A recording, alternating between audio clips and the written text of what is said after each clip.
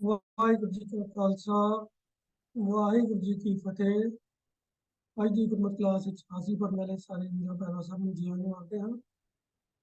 ਗੁਰਮਰਦਾਸ ਪਾਤਸ਼ਾਹ ਦੀ ਉਚਾਰਨ ਕੀਤੀ ਹੋਈ ਰਾਮਕਲੀ ਦੀ ਵਾਰ ਦੀ ਲੜੀਵਾਰ ਵਿਚਾਰ ਕਰਦੇ ਹਾਂ। ਅਸੀਂ 16 ਪੌੜੀਆਂ ਤੇ ਸ਼ਲੋਕਾਂ ਦੀ ਵਿਚਾਰ ਕੱਲ ਤੱਕ ਆਪ ਜੀ ਨਾਲ ਸਾਂਝੀ ਕਰ ਚੁੱਕੇ ਹਾਂ। तो ਅੱਜ ਦੀ ਵਿਚਾਰ ਆਰੰਭ ਕਰਨ ਤੋਂ ਪਹਿਲਾਂ ਇੱਕ ਵਾਰੀ ਮੂਲ ਮੰਤਰ ਦਾ ਪਾਠ ਕਰ ਲਈਏ, ਉਸ ਤੋਂ ਬਾਅਦ ਸ਼ਲੋਕਾਂ ਦਾ ਪਾਠ ਕਰਾਂਗੇ ਜੀ। ਇੱਕ ਓੰਕਾਰ ਸਤਨਾਮ ਕਰਤਾ ਪੁਰਖ ਨਿਰਭਉ निर्वैर अकाल मूरत अजूनी सैभम गुर प्रसाद। रामकली की वार महला तीजा दी पौड़ी नंबर 17 के नाम जो पहला श्लोक है वो पहला उसका पाठ करते हैं जी। ये श्लोक गुरु नानक पातशाह का उच्चारण किया होया है। श्लोक पहला पहला सावन रात पहाड़ दे काम क्रोध दोए खेत लब वत्तर दरोग बियो हाली राख हेत हल विचार विकार मन हुक्मी खट्टे खाए नानक लिख है मंगिया औत जनेंदा जाए।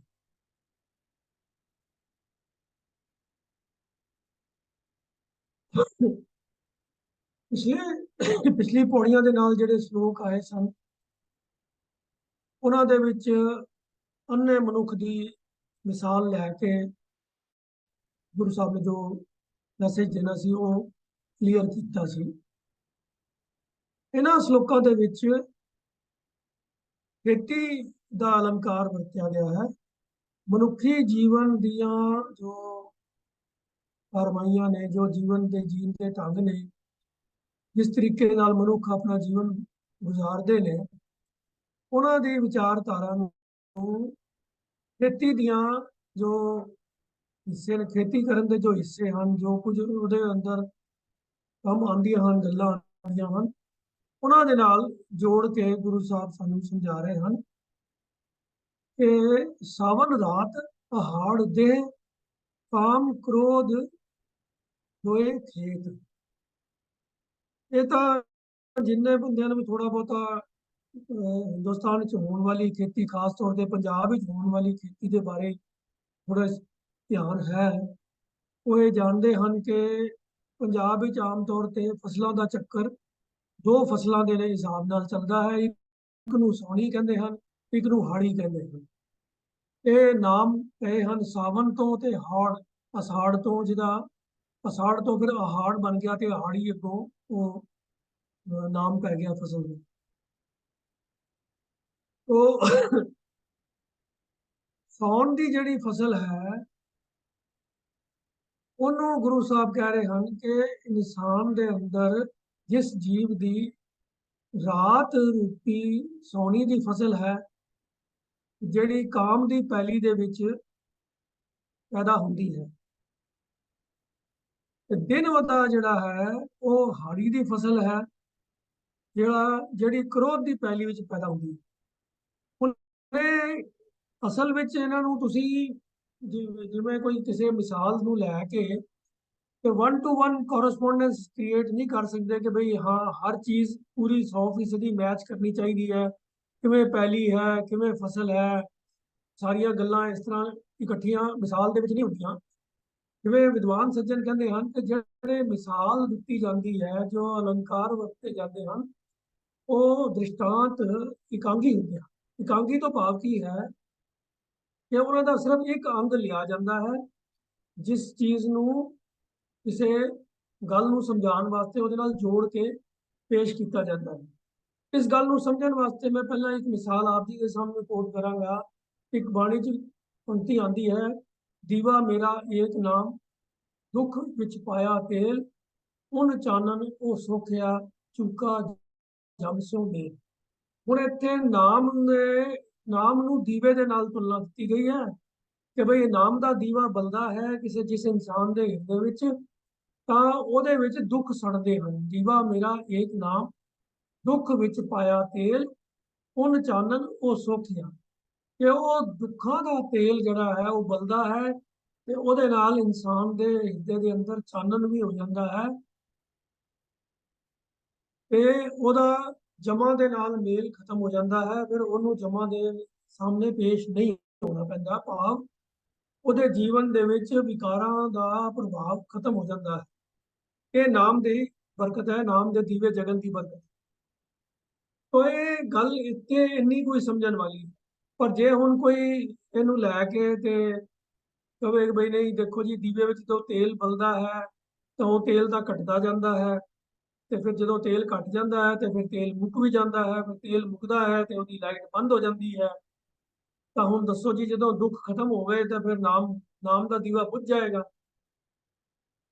ਤੋ ਇਹ ਇਸ ਤਰੀਕੇ ਦੇ ਨਾਲ ਜਿਹੜੀ ਮਿਸਾਲਾਂ ਦਿੱਤੀਆਂ ਜਾਂਦੀਆਂ ਨੇ ਉਹਨਾਂ ਨੂੰ ਇੰਜ ਨਹੀਂ ਡਿਟੇਲ ਵਿੱਚ ਕੰਸੀਡਰ ਨਹੀਂ ਕੀਤਾ ਜਾਂਦਾ।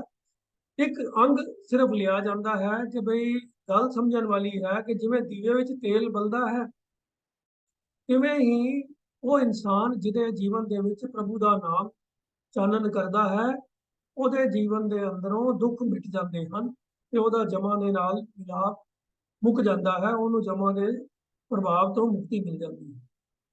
ਪਰ ਇਹ ਮਿਸਾਲ ਦੇਣ ਦਾ ਮਕਸਦ ਸਿਰਫ ਇੰਨਾ ਹੀ ਸੀਗਾ।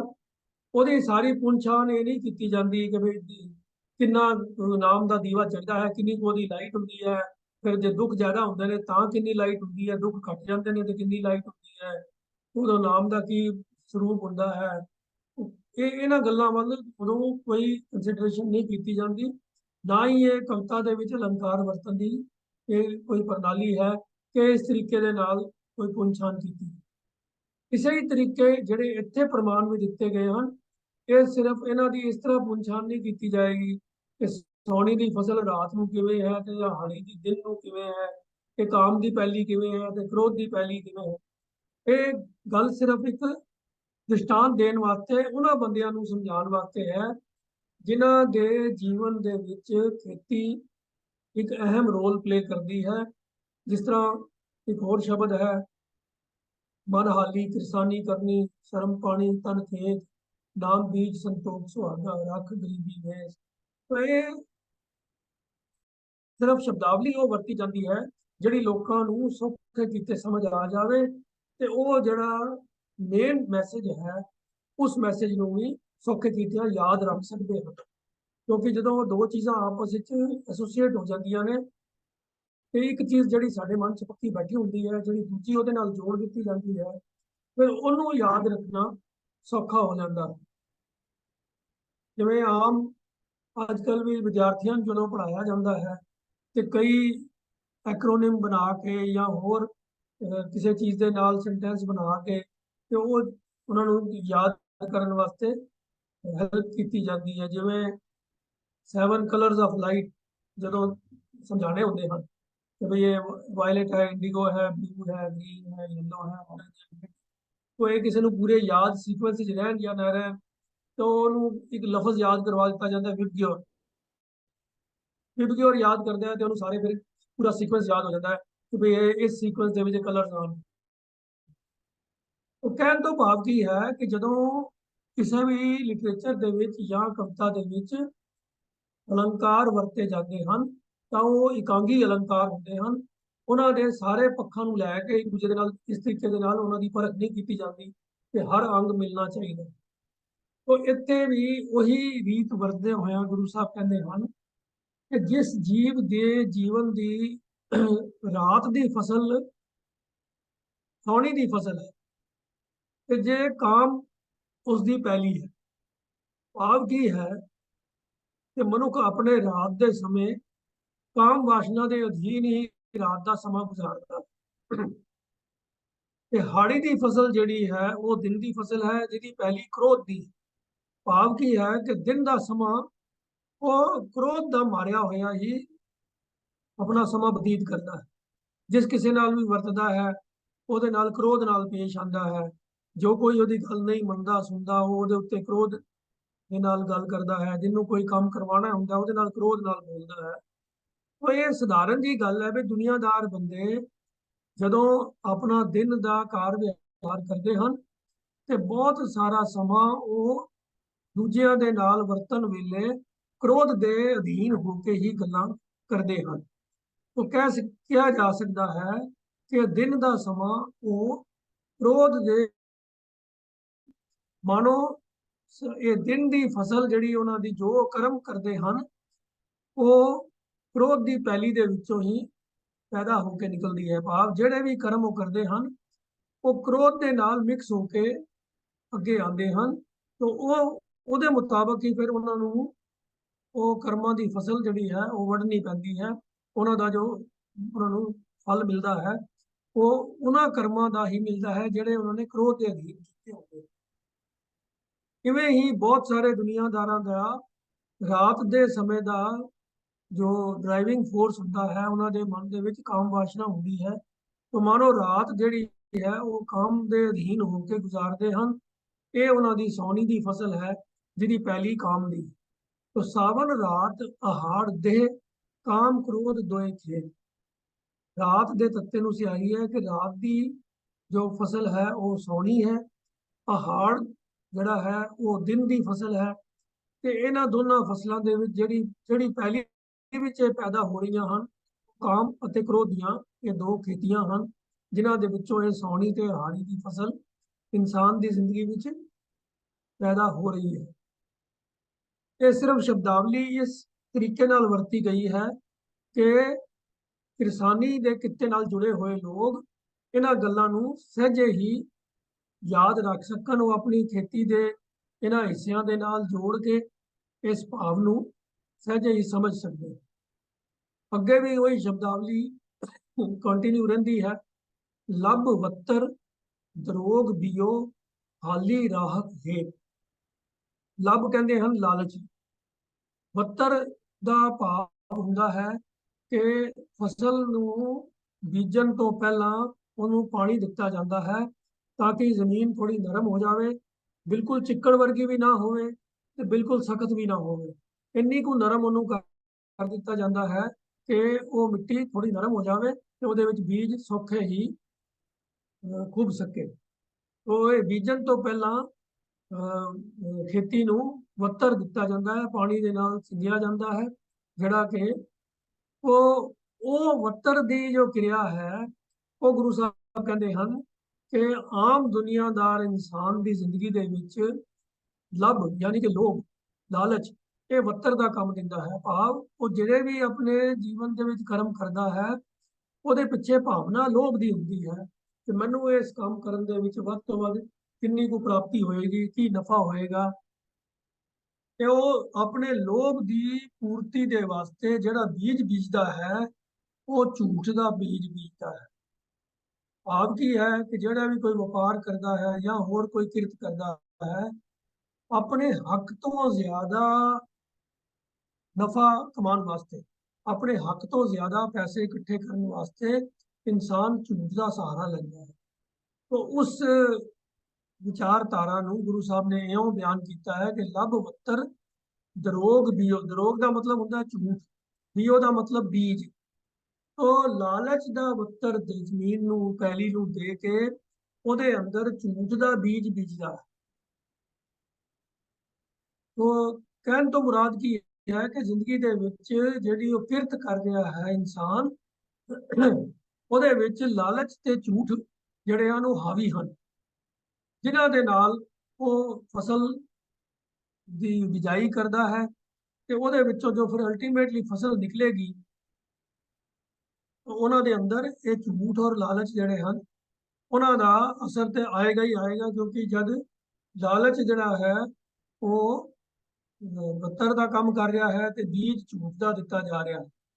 ਤੇ ਅੱਗੇ ਕੀ ਹੈ ਕਿ ਹਾਲੀ ਰਾਹਕ ਹੇਤ। ਹਾਲੀ ਰਾਹਕ ਦਾ ਮਤਲਬ ਹੁੰਦਾ ਹੈ ਹਲ ਨੂੰ ਵਾਹਣ ਵਾਲਾ, ਹਲ ਨੂੰ ਚਲਾਉਣ ਵਾਲਾ। ਭਾਵ ਜਿਹੜਾ ਬੰਦਾ ਖੇਤੀ ਦੇ ਵਿੱਚ ਬੀਜ ਹਲ ਨੂੰ ਚਲਾ ਕੇ ਤੇ ਫਿਰ ਉਹ ਬੀਜ ਜ਼ਮੀਨ ਦੇ ਵਿੱਚ ਬੀਜ ਰਿਹਾ ਹੈ ਤੇ ਉਹ ਬੀਜਣ ਵਾਲਾ ਬੰਦਾ ਜਿਸ ਪ੍ਰਭਾਵ ਦੇ ਅਧੀਨ ਹੈ ਉਹ ਹੈ ਮੋਹ ਦਾ ਪ੍ਰੇਰਿਆ ਹੋਇਆ।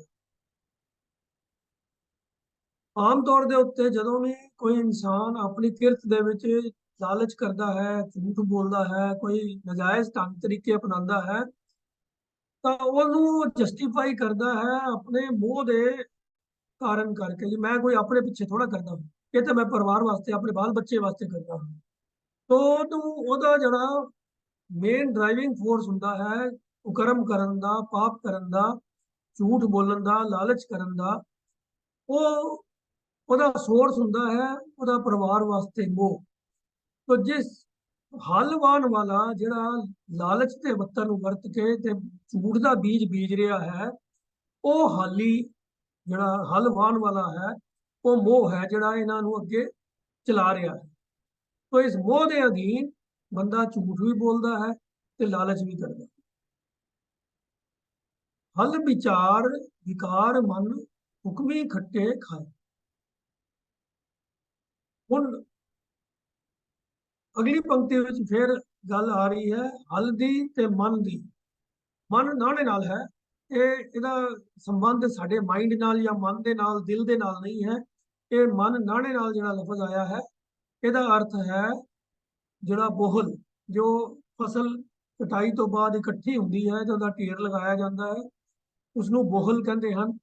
ਜਦੋਂ ਫਸਲ ਤਿਆਰ ਹੋ ਜਾਂਦੀ ਹੈ ਤਾਂ ਉਹਨੂੰ ਫਿਰ ਕਟਾਈ ਕਰਕੇ ਜਦੋਂ ਇਕੱਠੇ ਢੇਰ ਬਣਾਏ ਜਾਂਦੇ ਹਨ, ਉਹਨਾਂ ਨੂੰ ਬੋਹਲ ਕਹਿੰਦੇ ਹਨ। ਤੋ ਹੁਣ ਜਦੋਂ ਝੂਠ ਦਾ, ਲਾਲਚ ਦਾ ਬੱਤਰ ਦੇ ਕੇ, ਝੂਠ ਦਾ ਬੀਜ ਕੇ ਮੋਹ ਦੇ ਅਧੀਨ ਹਾਲੀ ਨੇ ਇਹ ਸਾਰਾ ਖੇਤੀ ਦਾ ਕਰਮ ਕੀਤਾ ਹੈ, ਔਰ ਉਹਦੇ ਮਨ ਦੇ ਵਿੱਚ ਵਿਚਾਰ ਜਿਹੜੇ ਨੇ ਉਹ ਵਿਕਾਰਾਂ ਦੇ ਹੀ ਵਿਚਾਰ ਹਰ ਸਮੇਂ ਲਾਗੂ ਰਹਿੰਦੇ ਹਨ। ਵਿਕਾਰਾਂ ਦੀ ਵਿਚਾਰ ਜਿਸ ਜੀਵ ਦਾ ਹੱਲ ਹੈ, ਜਿਹੜਾ ਉਹਦੇ ਜੀਵਨ ਦੇ ਵਿੱਚ ਸਾਰੇ ਕੰਮ ਕਰਨ ਵਿੱਚ ਸਹਾਈ ਹੋ ਰਿਹਾ ਹੱਲ ਜਿਹੜਾ ਹੈ, ਜਿਹਦੀ ਸਹਾਇਤਾ ਦੇ ਨਾਲ ਉਹ ਖੇਤੀ ਕਰ ਰਿਹਾ ਹੈ, ਉਹ ਵਿਚਾਰ ਹਨ ਵਿਕਾਰਾਂ ਦੇ। ਹਲ ਵਿਚਾਰ ਵਿਕਾਰ ਮਨ ਹੁਕਮੀ ਖੱਟੇ ਖਾਏ। ਤੇ ਇਸ ਕਰਕੇ ਫਿਰ ਉਹ ਵਿਕਾਰਾਂ ਦਾ ਮਨ ਹੀ, ਵਿਕਾਰਾਂ ਦਾ ਬੋਹਲ ਹੀ ਉਹ ਇਕੱਠਾ ਕਰਦਾ ਹੈ। ਜਿਸ ਤਰ੍ਹਾਂ ਦੀ ਉਹਦੀ ਖੇਤੀ ਕੀਤੀ ਗਈ ਹੈ, ਉਹਦੇ ਵਿੱਚੋਂ ਵਿਕਾਰਾਂ ਦਾ ਹੀ ਬੋਲ ਇਕੱਠਾ ਹੁੰਦਾ ਹੈ। ਉਹ ਮਨੁੱਖ ਫਿਰ ਪ੍ਰਭੂ ਦੇ ਹੁਕਮ ਦੇ ਅਨੁਸਾਰ ਹੀ ਇਸ ਆਪਣੇ ਕੀਤੀ ਹੋਈ ਖੇਤੀ ਦੀ ਕਮਾਈ ਨੂੰ ਖੱਟਦਾ ਹੈ। ਇਹ ਕੁਦਰਤ ਦਾ, ਪਰਮਾਤਮਾ ਦਾ ਬਣਾਈ ਹੋਈ ਮਰਿਆਦਾ ਹੀ ਹੈ ਕਿ ਜੈਸਾ ਬੀਜੇ ਜਿਹਾ ਬੀਜੇ ਸੋ ਲੁਣੇ। ਜਿਹੋ ਜਿਹਾ ਬੀਜ ਕੋਈ ਬੀਜਦਾ ਹੈ, ਉਹ ਜਿਹੀ ਫਸਲ ਹੀ ਉਹਨੂੰ ਕੱਟਣੀ ਪੈਂਦੀ ਹੈ। ਤੋ ਜੇ ਬੀਜ ਬੀਜਿਆ ਸੀ ਝੂਠ ਦਾ ਤੇ ਲਾਲਚ ਦਾ ਬੱਤਰ ਦਿੱਤਾ ਗਿਆ ਸੀਗਾ, ਤੇ ਮੋਹ ਦੇ ਹਾਲੀ ਨੇ ਉਹ ਬਿਜਾਈ ਕੀਤੀ ਸੀ ਤੇ ਵਿਕਾਰਾਂ ਦੇ ਵਿਚਾਰ ਦਾ ਹੀ ਹੱਲ ਚਲਾਇਆ ਸੀ, ਤਾਂ ਫਿਰ ਜੋ ਫਸਲ ਹੈ ਉਹ ਵੀ ਤਾਂ ਵਿਕਾਰਾਂ ਦੀ ਪੈਦਾ ਹੋਏਗੀ। ਤੋ ਇਹ ਬੋਹਲ ਵੀ ਵਿਕਾਰਾਂ ਦਾ ਹੀ ਇਕੱਠਾ ਹੋਇਆ ਹੈ। ਇਹ ਪ੍ਰਭੂ ਦੀ ਹੁਕਮ ਦੀ ਮਰਿਆਦਾ ਹੈ, ਇਹ ਨਿਯਮ ਹੈ ਕਿ ਜਿਸ ਤਰ੍ਹਾਂ ਦਾ ਬੀਜ ਬੀਜਿਆ ਜਾਂਦਾ ਹੈ, ਉਸੇ ਤਰ੍ਹਾਂ ਦੀ ਹੀ ਫਸਲ ਪ੍ਰਾਪਤ ਹੁੰਦੀ ਹੈ। ਤੋ ਜਿਹੜਾ ਇਨਸਾਨ ਇਸ ਤਰੀਕੇ ਦਾ ਜੀਵਨ ਜਿਉਂਦਾ ਹੈ, ਜਿਹਦਾ ਦਿਨ ਕ੍ਰੋਧ ਦੇ ਵਿੱਚ ਬੀਤਦਾ ਹੈ, ਰਾਤ ਕਾਮ ਦੇ ਅਧੀਨ ਬੀਤਦੀ ਹੈ, ਕਿਰਤਕਾਰ ਦੇ ਵਿੱਚ ਲਾਲਚ, ਝੂਠ ਤੇ ਮੋਹ ਹਾਵੀ ਰਹਿੰਦੇ ਹਨ, ਵਿਕਾਰਾਂ ਦੀ ਵਿਚਾਰ ਉਹਦੇ ਮਨ ਦੇ ਉੱਤੇ ਹਾਵੀ ਰਹਿੰਦੀ ਹੈ, ਤਾਂ ਫਿਰ ਉਹ ਵਿਕਾਰਾਂ ਦੀ ਹੀ ਖੇਤੀ ਕਰਦਾ ਹੈ, ਉਹੀ ਫਲ ਉਹਨੂੰ ਪ੍ਰਾਪਤ ਹੁੰਦਾ ਹੈ। ਤੋ ਅਲਟੀਮੇਟਲੀ ਫਿਰ ਜਦੋਂ ਉਹਦਾ ਲੇਖਾ ਹੁੰਦਾ ਹੈ, ਗੁਰੂ ਸਾਹਿਬ ਕਹਿੰਦੇ ਨਾਨਕ ਲੇਖੈ ਮੰਗਿਆ ਔਤ ਜਨੇਂਦਾ ਜਾਏ।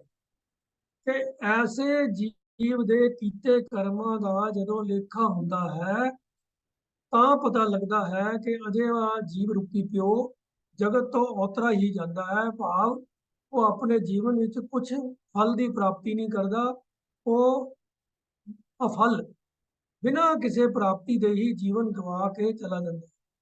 ਆਮ ਤੌਰ ਤੇ ਔਤ ਲਫ਼ਜ਼ ਦਾ ਜੋ ਰੂਟ ਹੈ ਉਹ ਅਪੁੱਤ ਤੋਂ ਬਣਿਆ ਹੈ, ਅਪੁੱਤ ਤੋਂ ਔਤ। ਉਹ ਜਿਹਦੀ ਔਲਾਦ ਨਾ ਹੋਵੇ ਨਾ, ਉਹਨੂੰ ਆਮ ਤੌਰ ਤੇ ਔਤਰਾ ਕਿਹਾ ਜਾਂਦਾ ਹੈ। ਇਹ ਆਮ ਸਮਾਜ ਦੇ ਅੰਦਰ ਇੱਕ ਗਾਲੀ ਵੀ ਮੰਨੀ ਜਾਂਦੀ ਹੈ। ਕਿਸੇ ਦੇ ਭੈੜੇ, ਜਿਸ ਬੰਦੇ ਨਾਲ ਕੋਈ ਦੂਜਾ ਬੰਦਾ ਨਫ਼ਰਤ ਕਰਦਾ ਹੈ, ਉਹਦੇ ਵਾਸਤੇ ਉਹਨੂੰ ਉਹ ਔਤਰਾ ਕਹਿ ਕੇ ਬੁਲਾਉਂਦਾ ਹੈ। ਕਹਿਣ ਤੋਂ ਮੁਰਾਦ ਇਹ ਹੁੰਦੀ ਹੈ ਕਿ ਵੀ ਇਹ ਐਸਾ ਨਖਿੱਧ ਬੰਦਾ ਹੈ ਜਿਹਦੇ ਔਲਾਦ ਨਹੀਂ ਹੋ ਸਕਦੀ, ਕੋਈ ਇੱਕ ਤਰੀਕੇ ਦੇ ਨਾਲ ਉਹਨੂੰ ਨਪੁੰਸਕ ਹੋਣ ਦੀ ਉਹ ਗਾਲ ਕੱਢ ਰਿਹਾ ਹੁੰਦਾ। ਤੋ ਜੋ ਲਫ਼ਜ਼ੀ ਮਾਇਨਾ ਹੈ ਔਤ ਦਾ, ਉਹ ਹੈ ਸੰਤਾਨਹੀਨ। ਤੋ ਇਹਦਾ ਭਾਵ ਅਰਥ ਹੈ ਕਿ ਜੀਵਨ ਦੇ ਅੰਦਰ ਜਿਸਨੇ ਕੁਝ ਵੀ ਹਾਸਲ ਨਹੀਂ ਕੀਤਾ, ਅੱਗੇ ਵਾਸਤੇ ਉਹਨੇ ਕੁਝ ਪੈਦਾ ਨਹੀਂ ਕੀਤਾ, ਭਾਵ ਕੋਈ ਫਲ ਨਹੀਂ, ਆਪਣਾ ਅੱਗਾ ਸਵਾਰਨ ਵਾਸਤੇ ਉਹਨੇ ਕੋਈ ਫਲ ਨਹੀਂ ਪ੍ਰਾਪਤ ਕੀਤਾ। ਕੋਈ ਐਸਾ ਜੀਵ ਔਤ ਜਨੇਂਦਾ ਜਾਏ ਕਿ ਉਹ ਜਗਤ ਵਿੱਚ ਆਇਆ ਤਾਂ ਸੀ कि चंगे कर्म करके अपने वास्ते चंगा फल प्राप्त करेगा ते जन्म मरण के गेड़ तो छुटकारा पा लेगा। पर ये इस तरीके का जीवन जीऊगे ਜਿਹੜੇ ਵਿਕਾਰਾਂ ਦੇ ਅਧੀਨ वो अपना सारा जीवन गवा लिया है उसने, तो वो मानो उतरा ही चला गया, फल तो हीन चला गया है, ਉਹਦਾ जीवन व्यर्थ चला गया। तो ये सारे श्लोक ਦਾ मैसेज है वो ये कि ਜਿਹੜਾ ਇਨਸਾਨ ਵਿਕਾਰਾਂ ਦੇ ਅਧੀਨ ਹੀ ਜੀਵਨ ਜਿਉਂਦਾ ਹੈ, ਦਿਨੇ ਕ੍ਰੋਧ ਰਾਤੀ ਕਾਮ, ਕਿਰਤਕਾਰ ਦੇ ਵਿੱਚ ਝੂਠ ਲਾਲਚ ਮੋਹ ਤੇ ਵਿਕਾਰਾਂ ਦੀ ਵਿਚਾਰ, ਤੇ ਫਿਰ ਉਹ ਵਿਕਾਰ ਹੀ ਇਕੱਠੇ ਕਰਦਾ ਹੈ। ਤੇ ਫਿਰ ਜਦੋਂ ਜੀਵਨ ਦੇ ਕਰਮਾਂ ਦਾ ਨਿਬੇੜਾ ਹੁੰਦਾ ਹੈ ਤਾਂ ਉਹ ਪਤਾ ਲੱਗਦਾ ਹੈ ਕਿ ਉਹਦਾ ਜੀਵਨ ਅਜਾਈ ਹੀ ਗੁਜ਼ਰ ਗਿਆ ਹੈ, ਉਹ ਉਤਰਾ ਹੀ ਇੱਥੋਂ ਚਲਾ ਗਿਆ ਹੈ, ਕੋਈ ਫਲ ਨਹੀਂ ਪ੍ਰਾਪਤ ਕਰਦਾ। ਅਗਲਾ ਸ਼ਲੋਕ ਜਿਹੜਾ ਹੈ ਉਹ ਵੀ ਗੁਰੂ ਨਾਨਕ ਪਾਤਸ਼ਾਹ ਦਾ ਉਚਾਰਨ ਕੀਤਾ ਹੋਇਆ ਹੈ। ਮਹਲਾ ਪਹਿਲਾ। ਓ ਭੁਏ ਪਵਿੱਤ ਪਾਣੀ ਸਤ ਸੰਤੋਖ ਬਲੇਦ, ਹਲ ਹਲੇਮੀ ਹਾਲੀ ਚਿਤ ਚੇਤਾ ਵੱਤਰ ਵਖਤ ਸੰਜੋਗ, ਨਾਉ ਬੀਜ ਬਖਸ਼ੀਸ਼ ਬੋਹਲ ਦੁਨੀਆ ਸਗਲ ਦਰੋਗ, ਨਾਨਕ ਨਦਰੀ ਕਰਮ ਹੋਏ ਜਾਮੈ ਸਗਲ ਵਿਦ।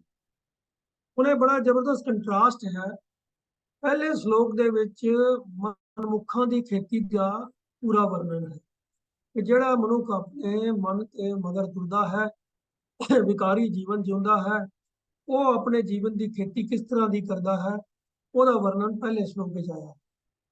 ਜਿਹੜਾ ਹੁਣ ਇਹ ਦੂਸਰਾ ਸ਼ਲੋਕ ਹੈ ਇਹਦੇ ਅੰਦਰ ਗੁਰਮੁਖਾਂ ਦੀ ਖੇਤੀ ਦਾ ਵਰਣਨ ਹੈ ਕਿ ਜਿਹੜਾ ਗੁਰੂ ਦੇ ਸਨਮੁਖ ਜੀਵਨ ਹੋ ਕੇ ਜੀਵਨ ਜਿਉਂਦਾ ਹੈ, ਗੁਰੂ ਦੀ ਸਿੱਖਿਆ ਹੀ ਆਪਣੇ ਜੀਵਨ ਦੀ ਆਧਾਰ, ਜੀਵਨ ਨੂੰ ਹੀ ਆਪਣੇ ਜੀਵਨ ਦਾ ਆਧਾਰ ਬਣਾ ਲੈਂਦਾ ਹੈ। ਉਹਦੇ ਜੀਵਨ ਦੇ ਵਿੱਚ ਕਿਹੜੇ ਕਿਹੜੇ ਇਮੋਸ਼ਨਸ, ਕਿਹੜੇ ਭਾਵ ਜਿਹੜੇ ਹਨ ਉਹ ਕੰਮ ਕਰਦੇ ਹਨ। ਤਾਂ ਗੁਰੂ ਸਾਹਿਬ ਕਹਿੰਦੇ ਹਨ ਕਿ ਭਉ ਭੁਏ ਪਵਿੱਤ ਪਾਣੀ ਸਤ ਸੰਤੋਖ ਬਲੇਦ। ਭਉ ਦਾ ਅਰਥ ਹੈ ਡਰ। ਕਿਹੜਾ ਡਰ? ਪ੍ਰਭੂ ਦਾ ਡਰ, ਅਦਬ। ਭੁਏ, ਭੁਏ ਦਾ ਅਰਥ ਜ਼ਮੀਨ ਯਾਨੀ ਕਿ ਪੈਲੀ ਜਿੱਥੇ ਖੇਤੀ ਕਰਨੀ ਹੈ।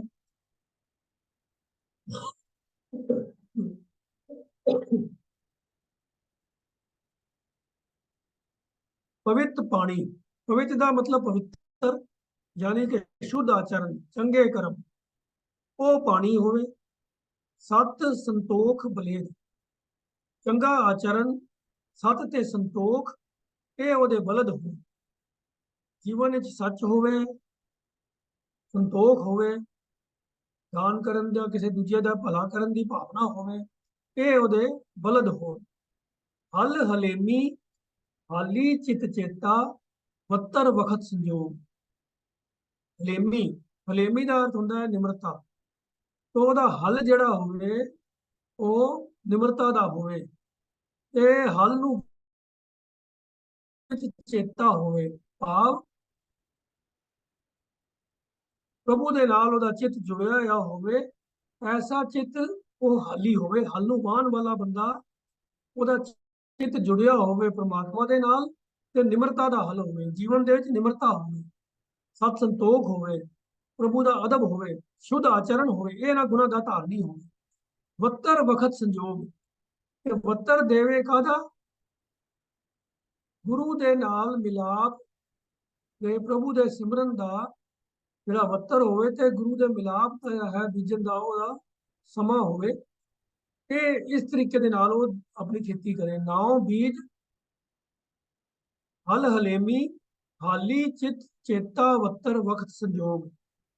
तो ਜਿਹੜਾ ਜੁੜਿਆ ਹੋਇਆ ਉਹਦਾ ਚਿੱਤ ਹੋਵੇ, ਉਹਦੇ ਚੇਤੇ ਦੇ ਵਿੱਚ ਪ੍ਰਭੂ ਦਾ ਨਾਮ ਹੋਵੇ, ਇਹ ਇਸ ਚੀਜ਼ ਦਾ, ਉਹ ਪ੍ਰਭੂ ਦੀ ਯਾਦ ਦਾ ਉਹ ਖੇਤੀ 'ਚ ਵੱਤਰ ਦੇਵੇ ਤੇ ਸਮਾਂ ਜਿਹੜਾ ਹੈ ਪ੍ਰਭੂ ਦੇ ਮਿਲਾਪ ਦਾ ਸਮਾਂ ਹੋਵੇ। ਭਾਵ ਜੀਵਨ ਦਾ ਜਿੰਨਾ ਵੀ ਸਮਾਂ ਹੈ ਉਸ ਨੂੰ ਉਹ ਪ੍ਰਭੂ ਦੇ ਨਾਮ ਨੂੰ ਚੇਤੇ ਦੇ ਵਿੱਚ, ਚਿੱਤ ਦੇ ਵਿੱਚ ਰੱਖਣ ਦੇ ਨਾਲ ਇਸਤੇਮਾਲ ਕਰੇ।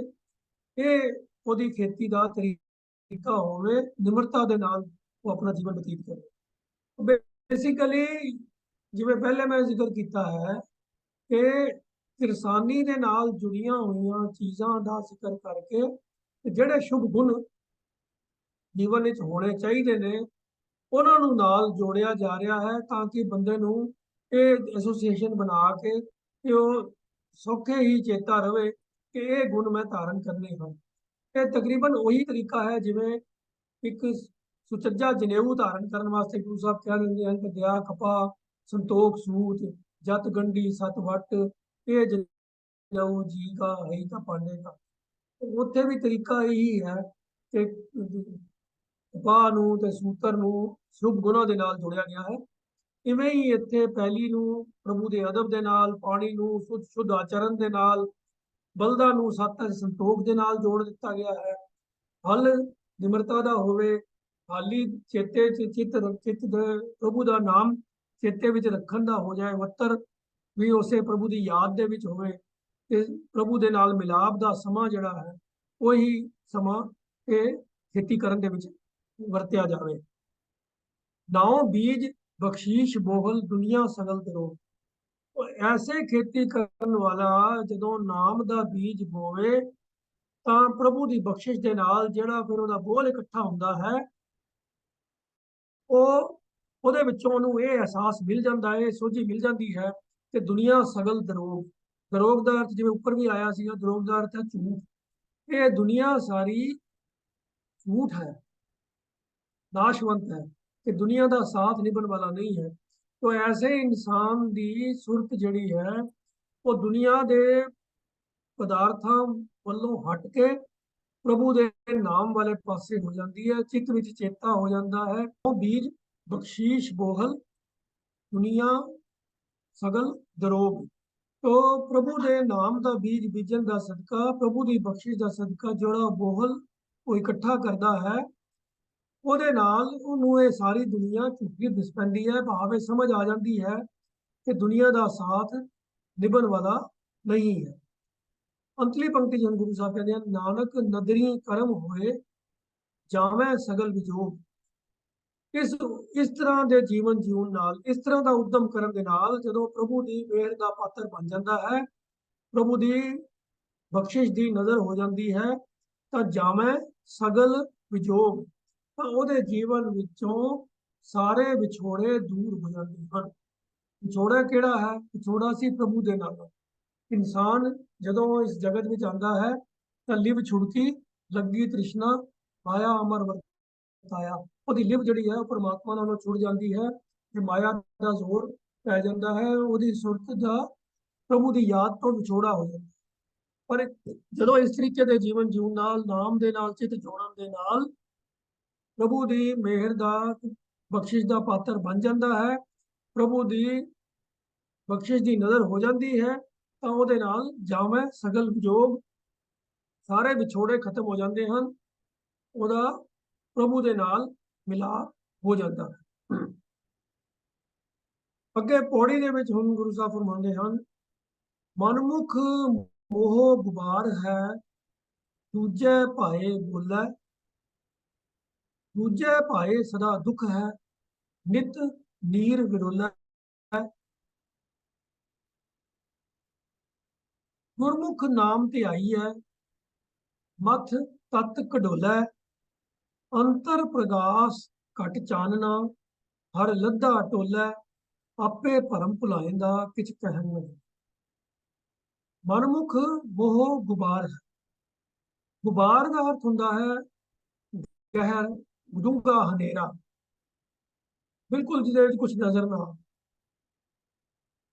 तो जिहड़ा मनुख मन दे मगर तुरन वाला हुंदा है ਉਹਦੇ ਅੰਦਰ ਮੋਹ ਦਾ ਕੂਪ ਹਨੇਰਾ ਹੁੰਦਾ ਹੈ। ਮਨਮੁਖ ਅੱਖੇ ਨੂੰ ਸਿਆਰੀ ਹੈ ਮਨਮੁਖ ਦੇ ਅੰਦਰ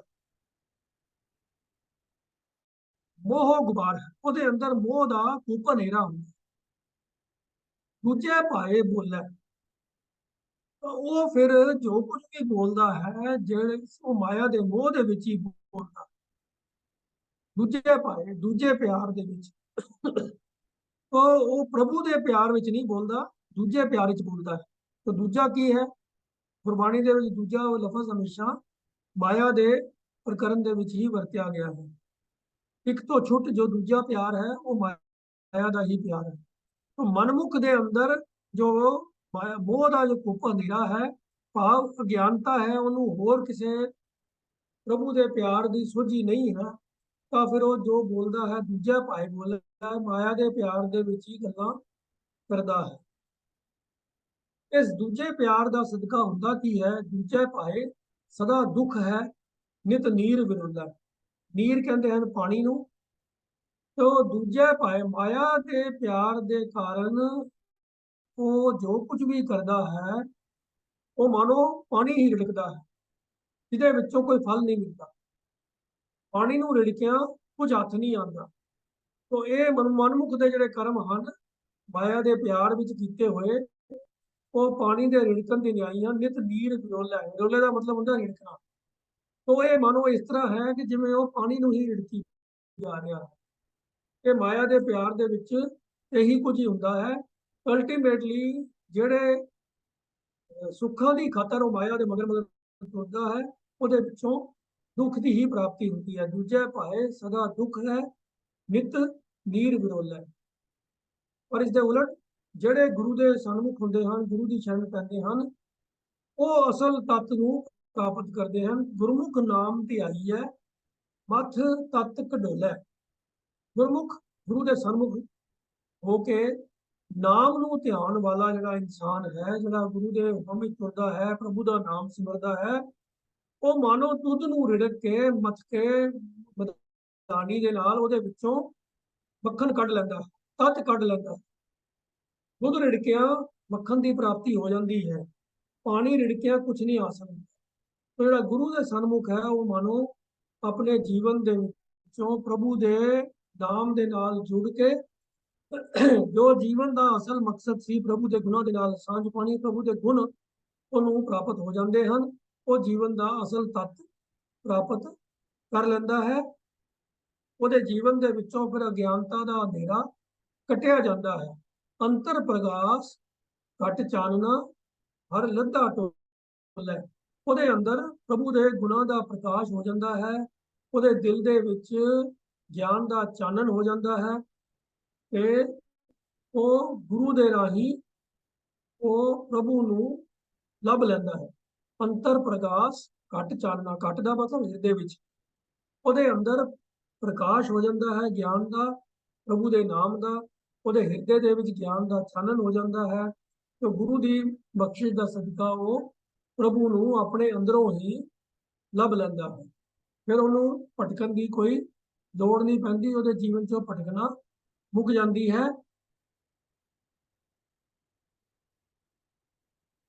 ਅੰਤਲੀ ਪੰਕਤੀ ਜੋ ਗੁਰੂ ਸਾਹਿਬ ਫਰਮਾਉਂਦੇ ਹਨ ਕਿ ਆਪੇ ਭਰਮ ਭੁਲਾਇੰਦਾ ਕਿਛ ਕਹਿ ਨਾ ਜਾਏ। ਪਰ ਇਹ ਪ੍ਰਭੂ ਦੀ ਆਪਣੀ ਹੀ ਖੇਡ ਹੈ। ਜਿਸ ਕਿਸੇ ਜੀਵ ਨੂੰ ਉਹ ਭਰਮ ਦੇ ਵਿੱਚ ਭੁਲਾ ਦਿੰਦਾ ਹੈ ਕਿ ਮਾਇਆ ਦੇ ਮਗਰ ਉਹ ਲੱਗ ਪੈਂਦਾ ਹੈ, ਮੋਹ ਦੇ ਵਿੱਚ ਖਚਤ ਹੋ ਜਾਂਦਾ ਹੈ, ਮਾਇਆ ਦੇ ਪਿਆਰ ਦੇ ਵਿੱਚ ਪੈ ਜਾਂਦਾ ਹੈ। ਇਹ ਪ੍ਰਭੂ ਦੀ ਹੀ ਖੇਡ ਹੈ ਕਿ ਕਿਸੇ ਨੂੰ ਉਹ ਮਾਇਆ ਦੇ ਵਿੱਚ ਖਚਤ ਕਰ ਦਿੰਦਾ ਹੈ, ਕਿਸੇ ਨੂੰ ਉਹ ਗੁਰੂ ਦੇ ਸਨਮੁਖ ਕਰ ਦਿੰਦਾ ਹੈ, ਜਿਸ ਨੂੰ ਉਹ ਆਪ ਭੁਲਾ ਦਿੰਦਾ ਹੈ। ਇਹ ਉਹ ਜੀਵ ਫਿਰ ਉਹ ਮਾਇਆ ਦੇ ਵਿੱਚ ਹੀ ਆਪਣਾ ਜੀਵਨ ਦਾ ਸਮਾਂ ਗੁਜ਼ਾਰ ਕੇ ਤੇ ਵਿਅਰਥ ਜੀਵਨ ਗਵਾ ਕੇ ਚਲਾ ਜਾਂਦਾ ਹੈ। ਪਰ ਇਸ ਦੇ ਬਾਰੇ ਕੋਈ ਕਿਹਾ ਨਹੀਂ ਜਾ ਸਕਦਾ ਕਿਉਂਕਿ ਇਹ ਸਭ ਪ੍ਰਭੂ ਦੀ ਆਪਣੀ ਹੀ ਖੇਡ ਹੈ। ਗੁਰਮੁਖ ਤੇ ਮਨਮੁਖ ਜੀਵ ਦੁਨੀਆ ਦੇ ਅੰਦਰ ਪ੍ਰਭੂ ਦੇ ਬਣਾਏ ਹੋਏ ਹੀ ਬੰਦੇ ਹਨ, ਉਹਦੇ ਹੁਕਮ ਦੇ ਵਿੱਚ ਹੀ ਕਾਰ ਕਰਦੇ ਹਨ। ਜਿਹੜੇ ਮਨੁੱਖਾਂ ਨੂੰ ਪ੍ਰਭੂ ਭਰਮ ਵਿੱਚ ਪਾ ਕੇ ਭੁਲਾ ਦਿੰਦਾ ਹੈ ਤਾਂ ਉਹ ਵੀ ਪ੍ਰਭੂ ਦੀ ਉਸ ਖੇਡ ਦਾ ਹੀ ਹਿੱਸਾ ਹੈ, ਪ੍ਰਭੂ ਦਾ ਹੀ ਕੌਤਕ ਹੈ। ਜਿਹੜੇ ਗੁਰੂ ਦੇ ਸਨਮੁਖ ਹੋ ਜਾਂਦੇ ਹਨ ਉਹ ਵੀ ਪ੍ਰਭੂ ਦੀ ਬਖਸ਼ਿਸ਼ ਦੇ ਪਾਤਰ ਹੋ ਕੇ ਪ੍ਰਭੂ ਦੀ ਖੇਡ ਦਾ ਹੀ ਪਾਰਟ ਹੁੰਦੇ ਹਨ। ਇਹਦੇ ਬਾਰੇ ਕੁਝ ਕਿਹਾ ਨਹੀਂ ਜਾ ਸਕਦਾ ਕਿ ਜੋ ਜਿਹੋ ਜਿਹਾ ਉਹਦੀ ਰਜ਼ਾ ਹੁੰਦੀ ਹੈ ਉਹ ਜਿਹਾ ਹੀ ਉਸ ਜੀਵ ਨੂੰ ਉਹ ਕੰਮ ਤੇ ਲਾ ਦਿੰਦਾ। ਉਹ ਆਪੇ ਭਰਮ ਭੁਲਾਇੰਦਾ ਕਿਛ ਕਹਿਣ ਨਾ ਜਾਈ। ਤੇ ਜਿਹੜੇ ਭਰਮ ਵਿੱਚ ਭਟਕਦੇ ਹਨ ਉਹਨਾਂ ਨੂੰ ਵੀ ਕੋਈ ਦੋਸ਼ ਨਹੀਂ ਦਿੱਤਾ ਜਾ ਸਕਦਾ। ਉਹ ਵੀ ਪ੍ਰਭੂ ਦੇ ਭੁਲਾਏ ਹੋਏ ਹੀ ਭੁੱਲੇ ਭਟਕ ਕੇ ਜੀਵਨ ਗਵਾ ਕੇ ਫਿਰ ਜਨਮ ਮਰਨ ਦੇ ਗੇੜ ਵਿੱਚ ਪੈ ਜਾਂਦੇ ਹਨ। ਇਹ ਪ੍ਰਭੂ ਦੀ ਆਪਣੀ ਹੀ ਬਣਾਈ ਹੋਈ। ਅੱਜ ਦੀ ਵਿਚਾਰ ਰੱਖते ਵਾਪਸ ਕਰਦੇ ਹਾਂ ਹੋਇਆ ਭੁੱਲਾਂ ਦੀ। ਵਾਹਿਗੁਰੂ ਜੀ ਕਾ ਖਾਲਸਾ, ਵਾਹਿਗੁਰੂ ਜੀ।